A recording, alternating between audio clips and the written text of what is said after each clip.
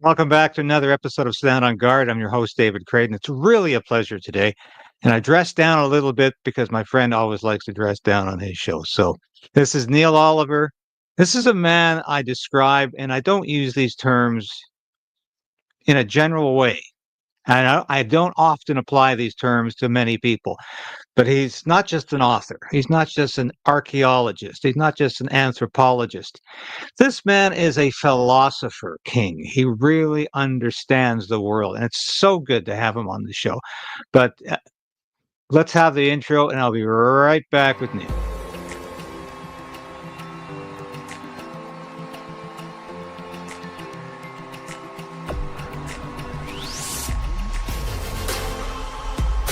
We need political change, but we also need to resolve to resist.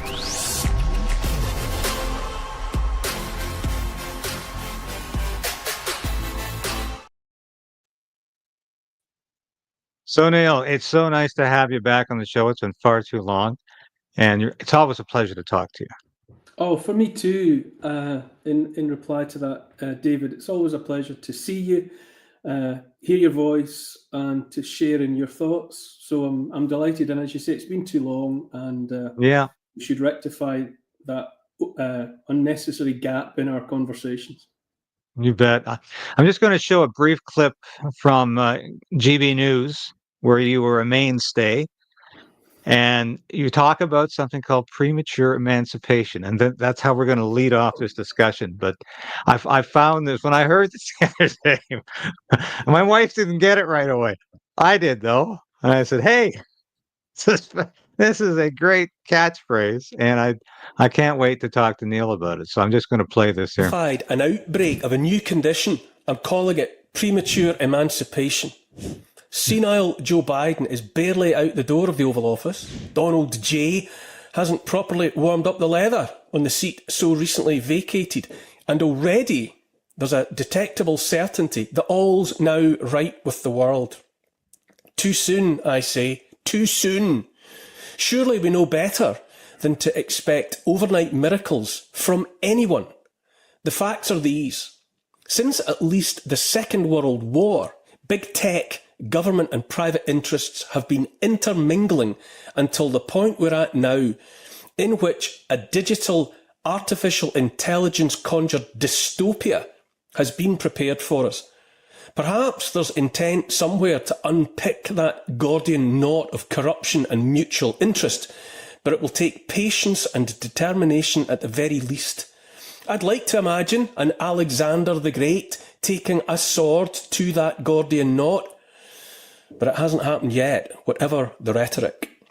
Why are so many people overlooking the obvious, patently obvious risks that come with trusting big tech and AI to make us safe from tyranny?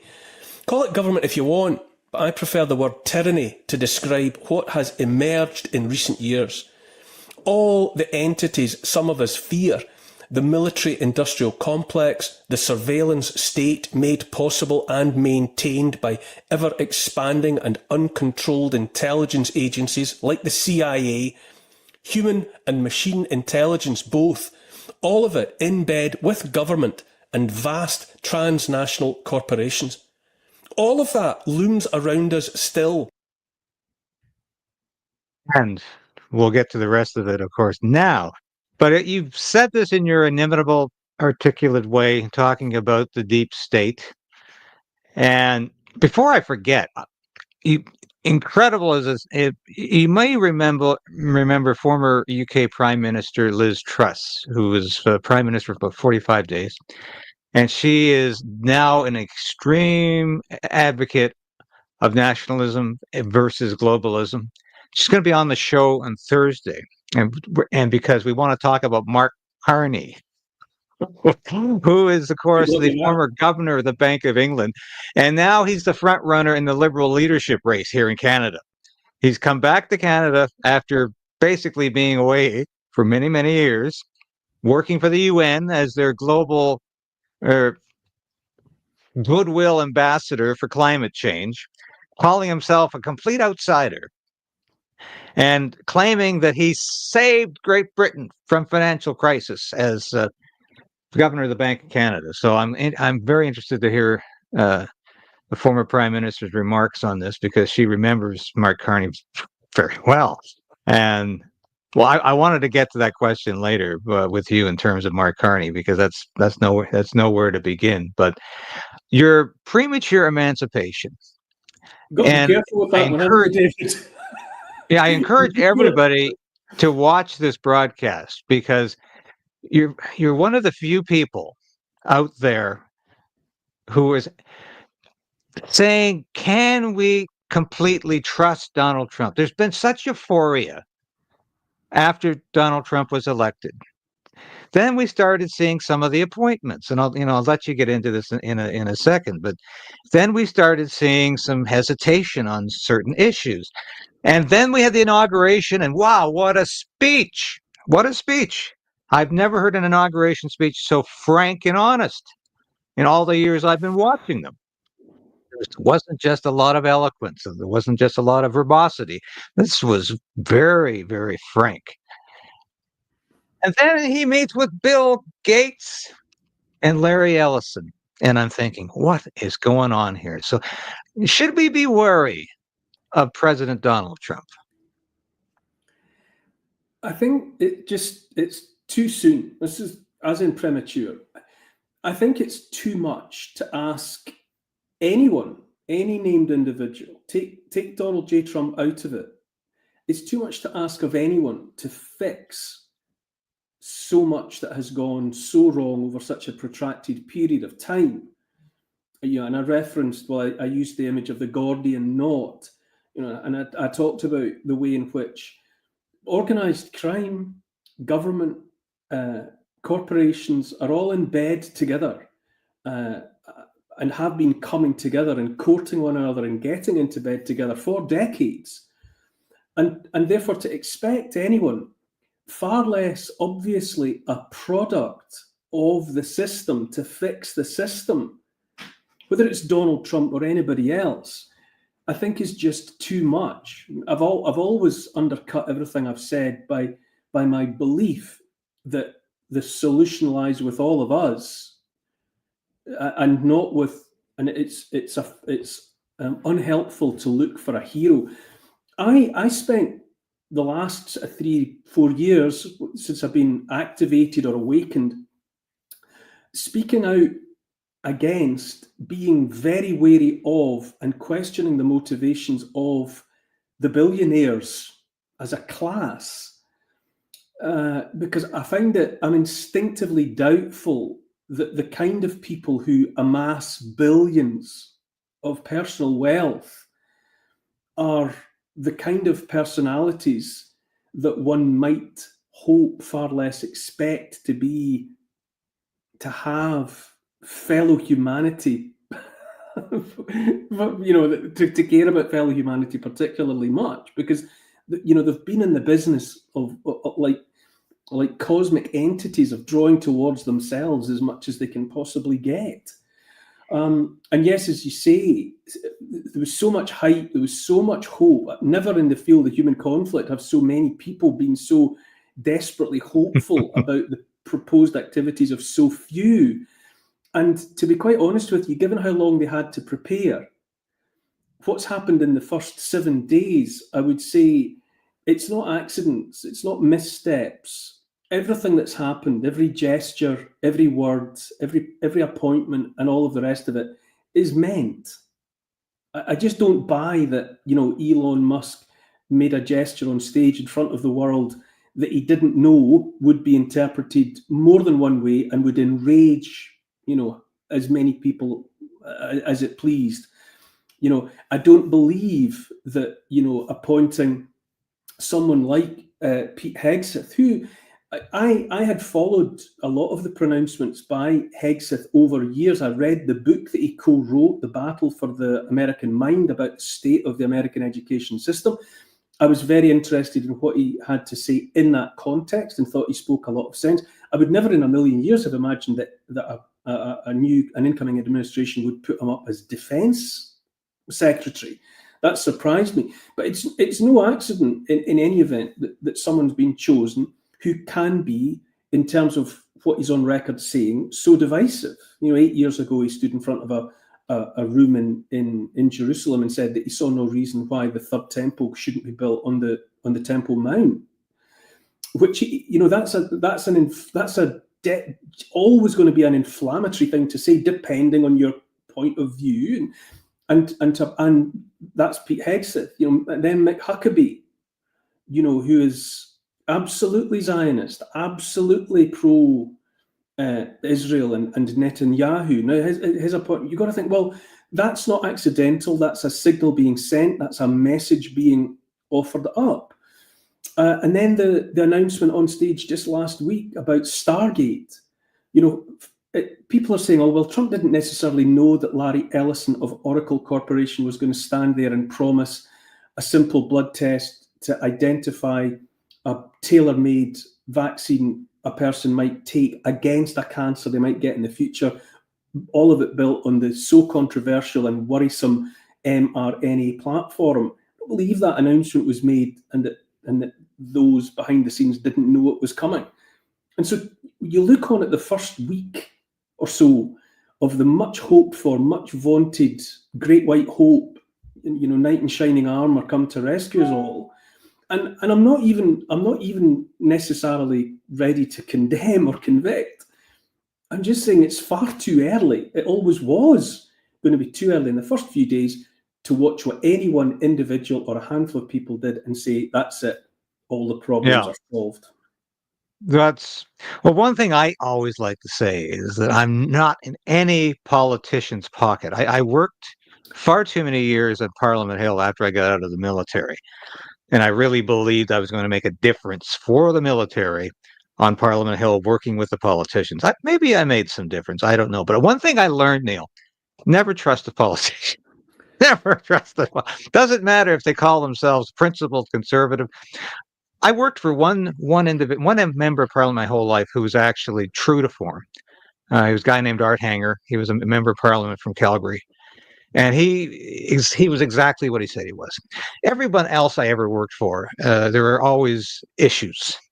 And I always said I will never trust a politician, especially a political leader, to do what I expect them to do, or I do what I would hope they will do, because I think they have a principled base. Ultimately, they will do what gets them reelected, and that's unfortunate. Sometimes those reelection aspirations and the principles coincide and converge, and I think that's great when that happens. But it frustrates me, Neil, when I see so many people on YouTube, so many pundits who are in Donald Trump's corner to the degree that they cannot criticize anything he says or does. And I will never be in that position, whether it's Donald Trump or whether it's Pierre Poilievre here in Canada, or whether it's anybody calling themselves the savior of the conservative movement or a libertarian movement, whatever you want to call it, common sense, and anyone defending free speech, which I think Donald Trump wants to do, maybe on Monday, Wednesday, I'm not sure about Tuesday, Thursday, and Sunday. And it worries me that so many pundits out there don't want to criticize, because a very wise journalist here in Canada by the name of Ezra Levant, who runs Rebel News, told me one time, he said, David, if we don't, as journalists, as commentators, push conservatives from the right, they will inevitably drift farther and farther to the left. So we can't just be acquiescent. We can't just sit here and say it's all going to work out. All I have to do is keep my mouth shut and be a cheerleader for this individual. So when I saw this episode, I understand what you're saying. Nobody's giving up on Donald Trump. Nobody's saying he's part of the deep state. We all knew it. But you're just saying, wait and see, and let's be patient. But let's be wary. I think that's all. I think that was your message. Let's be careful to not put all of our chips. Yeah. I say take the personalities out of it. But it's ill-advised, I would say, it's conduct unbecoming of anyone in our position. And you, David Crayden, me, Neil Oliver, anyone who has a platform and is out there in the business of commenting, telling stories about what they've discovered is going on, it's unbecoming for anyone in our position to be seen to have friends and to be fans of anyone in power. It's a price, I think, any of us adopting these roles has to take, that we can't be seen to be chummy with anyone. I mean, everyone's got their private and public, and in private you might greatly admire and have great respect for and invest great hope in an individual. But if you're in our position, you have to be ready to be as critical and wary and skeptical of the people that you are naturally inclined towards, as you are towards the people that you're definitely not inclined towards. And to have been for 4 years, we were all, so many people were out there, criticising Biden, criticising Rishi Sunak, criticising Boris Johnson. Then you lose all credibility if someone of that sort replaces the incumbent, and you're all over them like a cheap suit, loving them. It's wrong. It's a price we have to pay, that we can't indulge that or shouldn't indulge that in public. We have to be persistently suspicious of the people that we like, just as we are suspicious and skeptical of the people that we don't like. I sometimes think I'm a little bit, maybe part of my immune system was such that I've never been a fan. It's not in me. I don't follow sport, and I don't idolize anyone. It's certainly not anyone, that has a great aptitude for any given sport. And I never worshipped any pop star or movie star. Certainly never worshipped anyone in the political arena. I've always just kind of looked on at them, kind of out the corner of my eye, just kind of keeping an eye on them, agreeing with some things that some people said, enjoying some films, liking some music, being impressed by some feats on the field of play. But I'm not,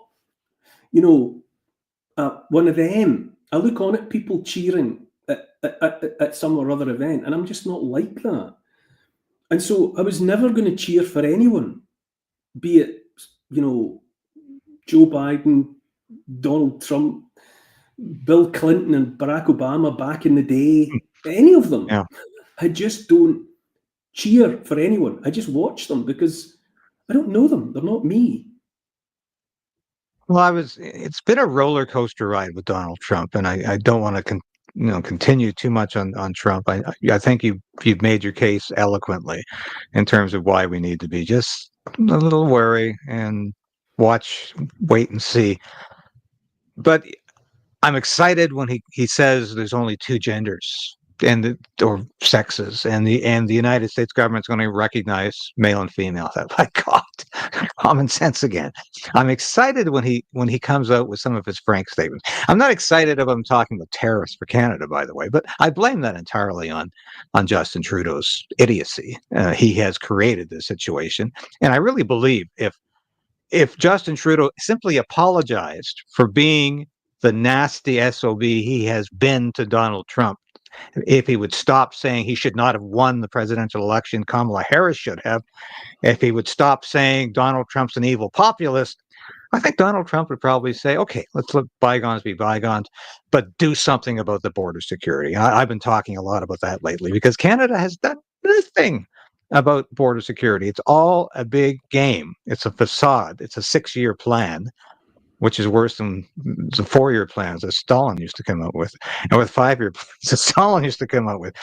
So when Donald Trump talked about cleaning out, he said, we need to clean out Gaza. I said, my God, that is not what I want to hear, because you're supposed to be seeking peace in the Middle East, not cleaning out areas. And that very phrase, strikes me as being far too close to something called ethnic cleansing. In fact, the word clean is in both of those words. But I do like what Donald Trump has said about Ukraine, because we talked about this in the past. We have come so close to a nuclear war in Ukraine. And it doesn't look like we're out of the woods yet, because here's Donald Trump trying to broker a peace. And I think he was a little bit too arrogant in suggesting that Vladimir Putin is just going to follow whatever he says. No, not going to happen. But I think the fact that he's at least wanting to broker a peace, which is something Joe Biden was incapable of doing, and his Secretary of State had no interest in doing. But Donald Trump wants peace in Ukraine. So what's going on with NATO? We're hearing now that NATO, the European countries in NATO, and I think that would include Canada as well. There's no doubt Canada would send troops to Ukraine, but they're talking about sending 100,000 soldiers to Ukraine.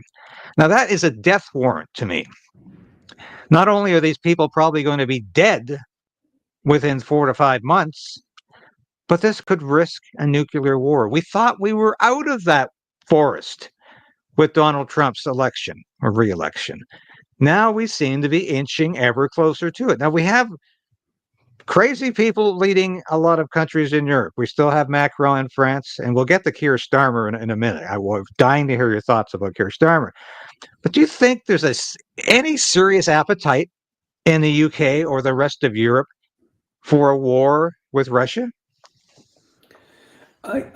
As I'm sure you do, well, I'm not going to preempt you, but I always listen to Colonel Douglas Macgregor every chance I get, because I regard him as a still voice of calm, and he's very pragmatic in the way that he assesses, the military situations. He just talks in terms of what he believes and understands to be possible and sensible, and what he regards as impossible and crazy.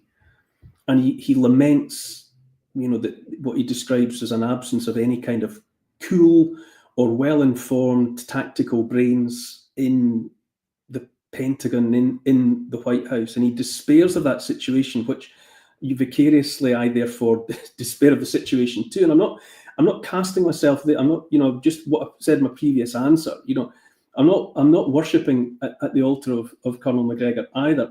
I'm simply, I listen to him, and he just seems like a reasonable voice to me, a sensible, mature. It's like listening to a grown-up all the time, which I take a lot of reassurance from what he says. And, I mean, he just says that America is in no position tactically to take on Russia. Now, and therefore, by association, NATO is not in a position to take on Russia. And I've heard Colonel Macgregor say that Donald Trump doesn't seem to have realised that the world of even the last time he was in the White House is not the world today, and that Russia has and the Putin administration has demonstrated its ability to handle the West. It has roundly Russia has defeated the West in Ukraine. That's undeniable. That war was won by Russia long ago. It's just that out of some kind of hubris, bullishness, stubbornness, the countries of the West, including Europe, keep feeding or enabling the feeding of more and more fresh young meat into the meat grinder. It's an obscenity what has been perpetuated and what has been allowed to persist in Ukraine for 2 years now. It's inexcusable. And yes, any voice, Trump's or anyone else, is saying that we want peace. That has to be the way. But I mean, I think possibly to get further into or maybe even behind your question, and to relate it back to my hesitancy, saying things like that I want peace in Ukraine. And I believe there are only two sexes. It's not up for belief. These are good things to hear a person say, because they enable that person to present as having their head screwed on straight, which is the least you can hope for from the most powerful person in the world. But to me, it will depend if they address the real problems. Now, I think the real problem is economic. It's to do with money. Somebody somewhere in a position like that which Donald Trump now occupies has to come out and say what we all know, that the world and the West is bankrupt, and that the debt bubble has been inflated deliberately to a point where the bursting of that bubble is unsurvivable. That the currencies, like the dollar, on account of printing of trillions of dollars just in the last couple of years, all of these currencies are Ponzi schemes. They are literally not worth the paper they're not even printed on. So someone's got to start addressing that. And if the best that Donald Trump has to offer is saying that he's going to cut interest rates, which just devalue the dollar in people's pockets anyway, if he thinks he's going to tariff his way out of the economic situation that the world is in, if that's the best he's got, it's all very well saying there's only two sexes, and it's all very well saying you want peace in Ukraine. It depends how you achieve that peace, if at all. And more to the point, someone somewhere has got to start addressing the big problems. And that is, the world is bankrupt. What are you going to do about it? Well, that's precisely, and I love Douglas Macgregor as well. He's a frequent guest on Redacted, where I also appear once a week or so. I have him as a guest also, and it's just like every now and again you get to plug into somebody that sounds as if they're sane. Yeah, and he plug from the madhouse and into Colonel Douglas Macgregor like on an old-fashioned switchboard, and you think, oh, there's a man who's still who's not talking to the wind. Well, every time I listen to Douglas Macgregor, he reminds me of senior officers I knew when I was in the military. In fact, the funny thing is, we were both in Bosnia at the same time, at a much different rank level. I was a captain in the Canadian Air Force, who was actually seconded to the U.S. Army on a overseas mission in Bosnia. He was there writing the plans for NATO. I was there producing the propaganda for NATO as a public affairs officer. So it's interesting. I am every time I try to get Douglas Macgregor in the show, something happens, but I can't wait to have this conversation with him. So we were both there at the same time. You were writing the plans. I was disseminating the plans for the public. And it's probably about the last time I ever thought NATO was doing anything remotely constructive. I think it's become nothing but an impediment to peace and security today, as far as I'm concerned. That's somebody who used to write the talking points for NATO who can say that today. But I do love Douglas Macgregor every time I listen to him, and I think he's a voice of sanity. But I was going to say, when I listen to him, I say, I know why you never went past colonel. Because you should have been a 4-star general with your intelligence and your incisiveness and your ability to decipher this riddle of the military world. But of course he couldn't. He was too honest and too forthright, and he was too used to speaking his mind. And those people never go past colonel, even with the ability he demonstrates. So I can't wait to have a conversation with Douglas Macgregor one of these days. But I want to get to Keir Starmer, and I always emphasize the Starmer to me. When he first became prime minister, he immediately ostracized all of my senses. I said this, and I couldn't understand why this pudgy bureaucrat was knighted. What on earth did this pudgy bureaucrat do to become Sir Keir Starmer? And I won't call him that. And I used to hold a Queen's Commission in the Armed Forces, but I will never refer to him as Sir Keir Starmer. I'll call him Herr Keir Starmer. But how bad is he doing as the Prime Minister of Britain? I mean, Rishi Sunak was bad enough.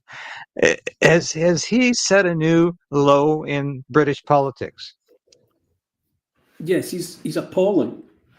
He's an irredeemably inadequate politician and human being. He is without redeeming feature. But then again, he is, after all, a factotum. I mean, the question, how did he get to be Sir, is almost rhetorical, isn't it? For the longest time, anybody that gets served or honoured in any way, you clearly got to think, oh, well, that's them having their their head stroked, by the master. Anyone that is offered and indeed takes that kind of ennoblement and honor is damned to perdition as far as I'm concerned. But he's a factotum. He's already said very early on. In fact, I'm not even sure he might even have been before he was Prime Minister, but he has anyway said since that, given the choice between Westminster and hearing and debating with the people who represent the people and attending Davos, that he believes his time is far better spent in Davos, where you can get things done. That to me encapsulates the problem with Keir Starmer. He's only interested in being with the rest, with currying favour with billionaires and the powerful and the transnational corporations and the unelected, unaccountable bureaucrats who regard national sovereignty with contempt, who have absolutely no interest in serving the will of the people that notionally at least elected them into office to administrate. And this, I'm a huge advocate of replacing the word and the notion of government with administration. We do put these people in these positions so that they can administer on our behalves. He's declared that he's got no interest in hearing that, far less doing it. He just wants to rub along with the people at the likes of Davos, and I'm really just using that as shorthand for all of those, the Club of Rome and all of these unelected entities of self-appointed, self-important narcissists who believe and invite themselves to run the world. That's what he is, and he's a sock puppet. Somebody else's hand and forearm is up him, moving his lips for him, and he speaks the words that are given to him. I was just doing something on my own channel earlier, where I was saying that Britain has been intentionally dismantled. It has been taken apart down to a brownfield site, a controlled demo, pile of dust, and into that space something else will be built. But it's happened. The country I knew, that I grew up in, and that I used to write and speak affectionately about, is no more. And I lament that, but I've accepted it as a fact. And I can tell you why it's been dismantled is because Britain was an important entity. Because very unusually in the world, that which was briefly there in Britain, and by brief I mean a couple of centuries, 3 centuries at most, it was a place where that avowedly defended the rights of the sovereign individual, and where it at least said that everyone should be treated equally, that there should be equality before the law, that the powerless should be protected against the appetites of the powerful, and that acknowledged that ultimately, via trial by jury, the people had the final say on whether the law was lawful, whether legislation should be accepted or dismissed as inadequate. Now, that it was an incredibly brief period of time in the wider scheme of the millennia of our species.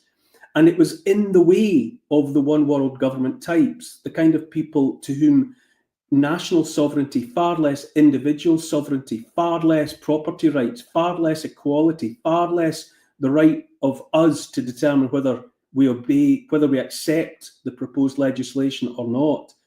Britain stood as an adamantine hard lump in the road.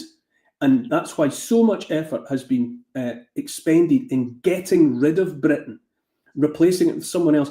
No other country in modern history has had its population altered so quick and to such an extent as has happened in Britain. It is an unprecedented situation, and it has gone hand in hand with the rubbishing of our history, the rubbishing of our culture, training generations of, brainwashing generations of children to think that there's something wrong with British history and British culture. Accepting some kind of unilateral blame for the concept of slavery and colonialism and imperialism as though it wasn't the case, which it is, that every other nation on earth has sought to do likewise, has enslaved, has expanded into new territory, and all of the rest of it. Britain has been systematically demolished, and Keir Starmer is there to oversee it and facilitate the tying up of loose ends. It reminds me of an anecdote. I don't think it's apocryphal. I've read it numerous times. When Ernest Bevin, the foreign secretary under Attlee, met Molotov, who was Stalin's foreign secretary. Bevin, of course, had been a laborer since he was a child. He'd worked hard. I think, in fact, in coal mines, if I'm not mistaken. He took one look at Molotov's finely manicured hands without a single blemish on those hands. And he knew right away this man had never worked a day in his life. And here he was pretending to represent the workers of the world. And he instantly dismissed him as a phony. And I think the same thing about these labor leaders today who have never really worked a day in their life. Keir Starmer, of course, is emblematic of that type. In Canada, we have the leader of the NDP, Jagmeet Singh, who is a corporate lawyer who drives around in a BMW, carries the Versace accessories, and pretends that somehow he has something in common with the working class, or even an ordinary Canadian, average Canadian, who he would walk across the street to avoid because it would just get in his way. But it's that sort of hypocrisy. These people have no understanding of the people they pretend to represent, and it's that sort of hypocrisy and willful blindness. But you talked about how Britain was the lighthouse of freedom for centuries. Yes, for centuries. And yes, of course there were mistakes made, and of course it wasn't perfect. But I always, I've read everything George Orwell ever wrote, and his journalism is as excellent as his novels. And I love the fact that he would always come to the point of saying, as bad as things are in Britain, as defined as the class system is, and as difficult it is to remove yourself from poverty, at least the working man, the average Briton, has the right to speak his or her mind. And that doesn't exist just about anywhere else in the world. And that is the gift Great Britain has given to the world, is free speech. And of course, that is the thing most under fire right now. Last time you were on, we talked about the Scottish attack on free speech. And of course, it's happening throughout Europe. Thankfully, the Online Harms Act in Canada, which we discussed last time, has been put on hold. And I do believe, from what I have read, the opinion is divided on this. I do believe the bill has died because the Parliament was prorogued totally inappropriately by Justin Trudeau, just to buy some more time. But if anything good came out of that process, it looks like the Online Harms Act, which is our thought crimes bill here in Canada. It would literally make what you think a crime. And people still tell me that can't be in the bill, but yes, it is in the bill. And $100,000 fine, 20 years in prison for hate speech, and on it goes. It looks like that bill has died. And thankfully, if we can get rid of this Liberal government, it will not be resuscitated in a new parliament. So I'm wondering, do you have any memories of Mark Carney? He of course is being touted as the answer to a Liberal Party in Canada that is dying, that is corrupt, that is decaying, that is falling asleep and perhaps near death. He was the governor of the Bank of England for quite some time. And do you have any memories of him? Because he's claiming that he solved an economic crisis in Great Britain, and he can do the same for Canada. I do. He belongs in large part to that period when I was still, as it were, asleep. He was out and about being Mark Carney when I wasn't minded to be paying attention to what the likes of Mark Carney were doing. I don't know precisely what he's alluding to there. The financial crash of '08. Well, we don't need to rehearse it and rehash it here. Long story short, the ball was kicked the can was kicked further down the road. Nobody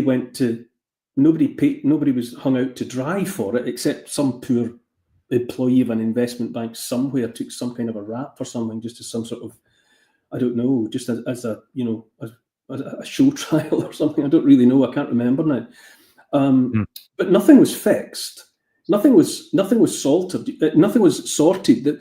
The fundamental problems of fractional reserve banking and the Ponzi schemes of currency and quantitative easing and its misuse. I've spoken. I'm sure you have probably on your channel at some point, maybe Richard Werner. Who was really quantitative easing was his solution, but not to the problem to which it has been applied.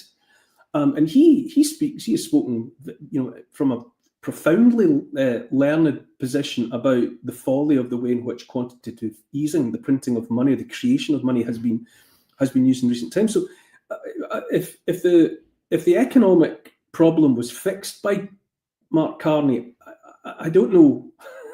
I'd like to see the receipts for that, because as far as I can tell, the sword of Damocles, or the bubble of a quadrillion in derivatives debt is still hanging over everyone's head. I don't know what it is that he's claiming to have fixed. And in any event, he is just one of those suits, that are elevated to these positions. All of these people are connected. They're all sponsored by, nominated by, put in place by the same people. All the work of Whitney Webb, illustrates in a terrifying, she's so forensic in her attention to detail, the way in which all of those people are interconnected. They come out of one position and then, as Mark Carney's doing, they then occupy another. And they all fall upwards. They're promoted upwards time and time again. I suppose I should, but I can't take someone like Mark Carney seriously, because he's just a front. He's just another sock puppet factotum that's enacting and doing the bidding of those who are working inexorably towards some sort of totalitarian one world government. Digital currencies, programmable money. That's how they'll fix the problem. When they can finally grow the backbone to impose it upon people, that's how they'll fix the problem, is with some or other form of programmable money and an electronic cage and a surveillance state that's total, and a social credit system that serves as the justification for telling people whether they can or cannot spend the product of their own effort. Well, I describe Mark Carney as Justin Trudeau and Valium, because he says exactly the same things, just at a level that's about 2 notches below him in the emotional range. He can't seem to incite any kind of passion either in his own soul or in those of others.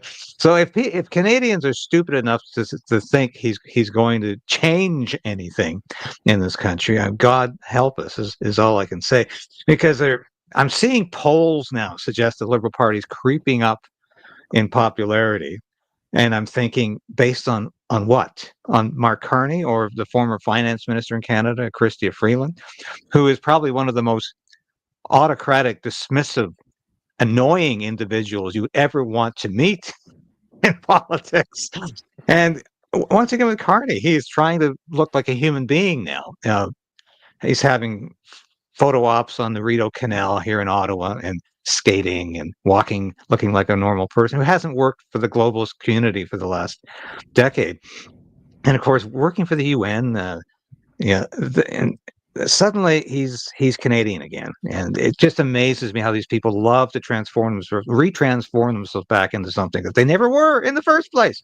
Don't you think? But I'll get you out and go ahead. I'm listening, attentively to what you're saying. I'm absolutely with you, what you're asserting and your interpretation. But and your mystification at what's happening around supposed support for whatever is meant by liberalism in Canada. But I find it harder and harder to swim away from the pull down underwater of the idea that our civilization in the West has just become exhausted, and that we have to accept that people are just ready for something else to happen, even if it's destructive and not necessarily in their interests. I've quoted before C.P. Cavafy, modern Greek poet's work about the barbarians, and it's about the idea of a city, and word reaches them that a horde of barbarians are approaching them, and the people are actually excited, and they're wanting to set aside the way things have always been done in their city, because after all, the barbarians are coming. And then in the last stanza, word reaches them that the barbarians have gone somewhere else. They're not coming. And they're disappointed, because at least it would have been something different. And I wonder if the explanation for these, what otherwise feels inexplicable, like we voted out, a majority here voted in Keir Starmer. When all over Europe, people were voting for populist parties in increasing numbers, somehow or other in Britain, Keir Starmer got in. And you're talking about in Canada, people getting ready, possibly contemplating voting for Mark Carney. Mark Carney? As what? Is it just a self-destruct mechanism that has set into a civilization that's had its day? I don't know. Well, that sort of transitions to my last point. I can't believe the time has passed so quickly. This has been such a conversation. But I opened up by saying I don't use the word philosopher loosely, but I would certainly apply that title and that description to you, because you don't just go on the air and talk nonsense or just read from the newspaper or read from the mainstream media or even the social media. You don't just read other people's descriptions of the world. You describe the world in a unique, cogent, incisive way. And that's what appealed to me about your work from day one. And before I forget, I do want to say, if you have not read Hauntings by Neil Oliver, it is the best ghost book on the market. This book combines not just ghost stories, but archaeology, history, anthropology. I couldn't put it down. And it is, I'm hoping you're coming out with a sequel.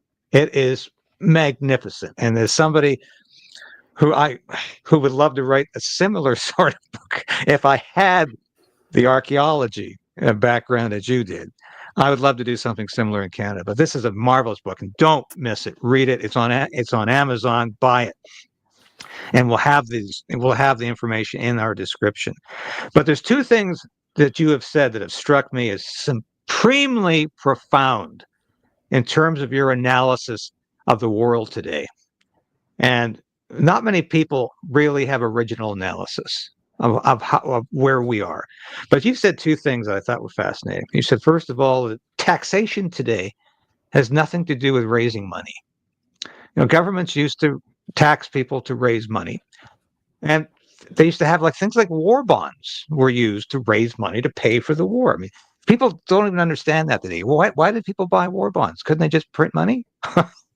But that's of course what governments can do today, and this creates the huge inflation. They do just print money. If they need more money, they print it. And you have said, why do governments tax to the extent they do today? And Canadians are taxed at a degree that is beyond belief. It's not just the level of our income tax or this crazy carbon tax. We now have a digital media tax in this country. We have so many rules and regulations and taxes. And what's it about? You have said this. It's about punitive action. Governments tax us today because they want to punish us, not because they want to raise money. And the second thing, which you have described, is that the freedom that we have known in the United Kingdom in Canada, Australia, New Zealand, the Commonwealth, and especially the United States.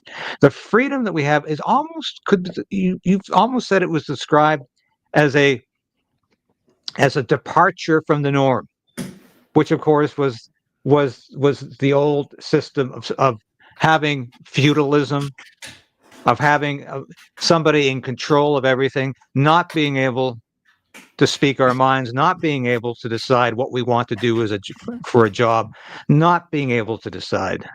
And it worries me that we are on the precipice of falling over that cliff that you have described, falling back into what used to be the norm. And you've said like 2 or 3 centuries we had freedom. Do you think, are you concerned about that theme, that we could fall over that cliff, that cliff into slavery? Yes, I think it's that old adage about from shirt sleeves to shirt sleeves in 3 generations. That there's an initial generation that build, that make, that fight, that make themselves free, and they create something, and they do it in their shirt sleeves, and then their children, their immediate successors, know how much their parents, as it were, the predecessors, expended to make that so. And so they diligently maintain it and even expand it, make more of it. But then their children, the 3rd generation, are they're just in T-shirts on the beach, having been born into privilege. They don't really remember. They weren't there when it was being built. They take for granted that it's always been there because their predecessors maintained it, and they think it's in the natural order of things, and so they lose it. It slips out of their hands like sand or water through their weakly linked fingers, and that's where we are. Too many generations away from struggle, people think that living peaceful lives on carefully policed by consent streets with the lights on, all of the privileges that we take for granted, buses on time, money in the ATMs, food in the supermarkets, smooth roads to drive upon, that is somehow in the natural order of things. And that's even before you get to the idea that you can stand in Hyde Park Corner and say whatever you like about whomever you like, and a traditional policeman, Bobby, standing close by would just smile indulgently at everything that was going on and make sure there was no trouble. This is natural, this is normal, and of course it isn't. The natural order of things is chaos. The natural order of things is the rest of the world, where women are treated like shit in large part, and certainly don't have any equality. It's where there's a tiny group at the top that have everything and everybody else is fighting for crumbs. It's where there's crime and corruption endemic in society. That's the rest of the world, organised crime and all of the rest of it. And now it's here. Now it has crept in here because the 3rd generation, as it were, shirt-sleeved wasters on the beach have just taken it for granted, and now it's gone. And the people that do have agency, that have intent, that have thought about it, have seen the opportunity, and they are now seizing and they have seized the initiative. And we will be nudged inevitably back towards what it always was, which is feudalism. Feudalism is just one way of describing it, but it's where you've got a king, his pals, and they've got everything, and everybody else has got a share of nothing, and can be thankful for it and keep their mouths shut in case they get flung in a windowless jail. Yeah, that's where we're going. And to some extent, when I made that comment about C.P. Cavafy and the barbarians and questioning why people would even allow the possibility that a personality like Mark Carney would float up to the surface again like something unflushable, you have to wonder if there isn't some sort of deliberately self-destructive exhaustion there, that people are actually fed up with order. Chaos is a Greek word, and the opposite of chaos is cosmos, which is order. People have taken the cosmos for granted, and on account of that, the chaos that they think is at bay is rising all around them. And unhappily, I think some people think chaos would be preferable. So you have to wonder, but I think you have stated this in a way that few others have even approached, and It's been so nice to have you here. I wish we could go on longer. Anytime, David. Let's do it regularly. Yeah, let's do it regularly if we could. I appreciate it. It's so nice to talk to somebody of your intellectual capacity. When you and I don't say this lightly. So let's just do it again soon, and you can. All right, we'll do it again. This has been a conversation this morning with my friend Neil Oliver, archaeologist, anthropologist, historian, and of course broadcaster. Watch his show on GB News. He has his own show, the Neil Oliver Show. It is fantastic. You will see analysis on there you won't see anywhere else. And I say this is one of the best analysts, one of the best thinkers, one of the best people to watch on social media and the internet today. You don't get any higher caliber of assessment and thinking than you do from Neil. So thank you so much for joining me today, Neil. It's always a pleasure. It is a pleasure and an honor to call you friend, and I can't wait to actually meet you in person one of these days. You're certainly my good friend, David. I enjoy every moment of conversation that we have together. A 1,000 thanks for your kind words. I feel the same way about you. I listen to everything that you put out there, and I watch you as a guest on Redacted and everywhere else that you regularly crop up. So let's just talk again soon. It's as simple as that. Okay, we'll do that. Signing off now from Stand on Guard. Thank you again, Neil, for joining me. We'll be back again tomorrow as usual. Continue to resolve to resist and to fight for freedom. Thank you.